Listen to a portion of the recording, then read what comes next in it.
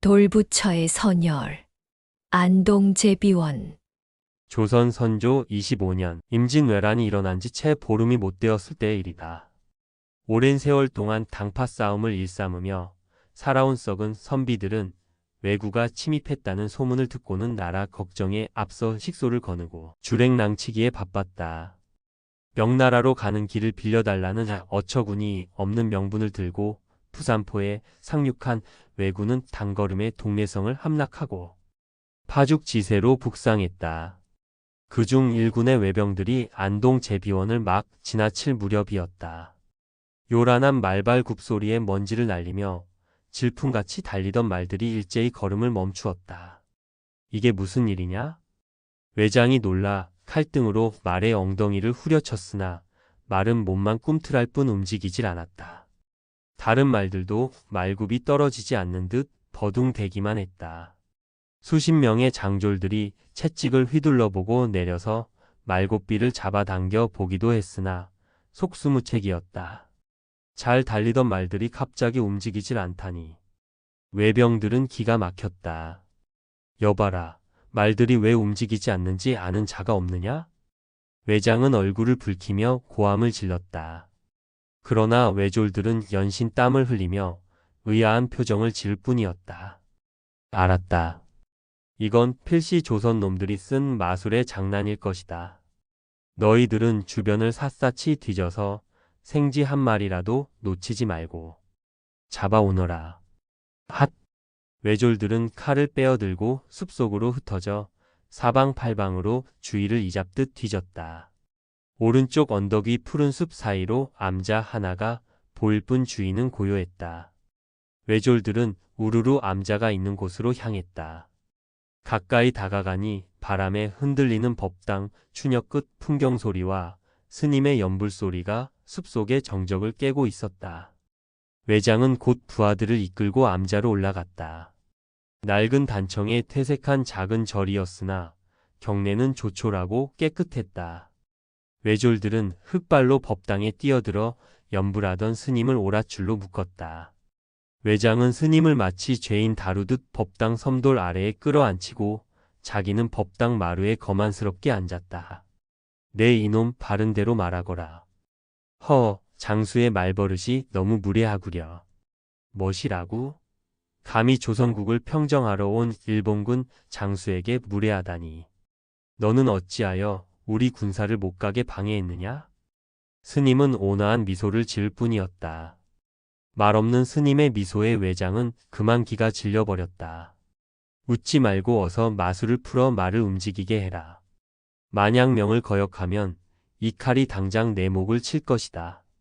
스님은 이번에도 역시 미소를 지었다. 외장은 얼굴이 벌겋게 달아올라 고래고래 소리를 쳤다. 내 이놈 진정 칼맛을 보고 싶으냐? 이 칼은 일본 제일의 명도로서 무쇠도 물 베듯 하는 칼이다. 내 말 알겠느냐? 앙. 스님은 그제서야 정색을 하며 입을 열었다. 어서 칼을 거두시오. 하하, 그래 마술을 풀겠단 말이냐? 스님이 말을 시작하자 외장은 기고만장했다. 마술이라니? 그런 헛된 술수는 섬나라에나 있을까? 우리 조선국에는 없소. 특히 불제자는 그런 사술은 모르오. 내 모르긴 모르되 지금 그대의 말들이 요지부동한 것은 필시 부처님의 뜻일 것이오. 살생을 금하는 부처님께서 그대들의 이유 없는 살생을 막기 위해 그 뜻을 넌지시 시연하신 듯하니 어서 병마를 거두어 돌아가시오. 만약 돌아가지 않으면 불법을 외면한 까닭으로 병마가 성치 못할 것이오. 나무관 세음보살. 외장은 스님의 말을 듣는 순간 미친 듯 길길이 날뛰며 입에 거품을 물었다. 나무 관세음보살. 그게 마술을 부린다는 거냐? 좋다. 부처님이 우릴 멸망시킨다고. 부처고 뭐고 우릴 거역하면 용서할 수 없다. 여봐라, 샅샅이 뒤져 부처를 찾아라. 외장은 칼을 뽑아 휘두르며 엄포를 놓았다. 이를 응시한 스님이 다시 말문을 열었다. 칼로 생업하는 자, 그 칼이 자기 목을 칠 것이오. 내 부처님 뜻에 따라 살생을 원치 않으므로 그대 목숨 상할 것이 걱정되어. 이른오리 어서 말을 돌리시오. 외장은 마치 포효하는 맹수처럼 이빨을 내놓고 으르렁거렸다. 네 이놈, 내 지금 당장 내 목을 베고 싶으나 그 부처의 목을 베기 전에 칼을 더럽히고 싶지 않아 참는 것이니 목을 길게 들이고 순서를 기다려라. 이때 외졸들이 달려왔다. 대장님, 저기 산마루에 돌부처가 있습니다. 돌부처가? 가자. 너희들은 저놈을 끌고 따라와라. 내 단칼에 그 돌부처의 목을 칠 것이니라. 살기등등한 외장은 칼을 들고 뒷산으로 내달았다. 이윽고 외장은 돌부처 앞에 섰다. 네 이놈, 내가 마술을 부렸지? 외장은 돌부처에서 서너 걸음 물러서서 호흡을 가다듬더니 칼을 높이 치켜들었다. 야, 이 기합 소리와 함께 미륵불의 목이 동강나 땅바닥에 뒹굴었다. 자신의 놀라운 검술에 통쾌하게 웃던 외장은 갑자기 낯이 파랗게 질렸다. 그의 머리 위로 붉은 피가 뿌려지고 있지 않은가. 돌부처의 잘린 목에서 선혈이 솟구치고 있는 것이었다. 그뿐 아니라 갑자기 하늘에 먹구름이 일면서 천둥 번개가 치니 사람은 울부짖고 말은 날뛰었다. 외졸들은 얼굴을 손으로 감싸고 땅바닥을 기었다. 당황한 외장은 끝내 벼락을 맞고 쓰러졌으며 외병들은 산산이 흩어졌다. 이때 기회를 엿보던 의병들이 들고 일어나 외적을 물리쳤다고 한다. 그날 그 스님이 누구였으며 외장의 이름이 무엇인지 알 수 없으나 지금도 경북 안동 제비원에는 선열 자욱이 있는 목 잘린 돌부처가 풍운의 역사를 지닌 채 서 있다. 석불의 목 부분이 울퉁불퉁한 이유. 여러 가지 이야기가 전해지는 울퉁불퉁한 석불목 부분.